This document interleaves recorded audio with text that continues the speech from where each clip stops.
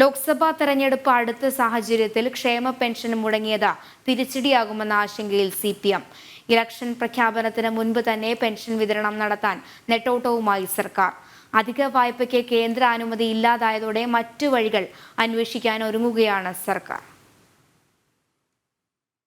സാമൂഹ്യ പെൻഷൻ കുടിശ്ശിക വൈകുന്നത് BJP അടക്കമുള്ള പ്രതിപക്ഷ പാർട്ടികൾ പ്രധാന ആയുധമാക്കി ഉയർത്തിക്കാട്ടുവാനുള്ള സാധ്യത കണക്കിലെടുത്താണ് സർക്കാർ തിടുക്കത്തിൽ നീക്കം നടത്തുന്നത്. തെരഞ്ഞെടുപ്പ് പ്രഖ്യാപനത്തിന് മുൻപേ ക്ഷേമ പെൻഷൻ കൊടുത്ത് തടിയൂരാനാണ് സർക്കാരും പാർട്ടിയും ഒരുങ്ങുന്നത്.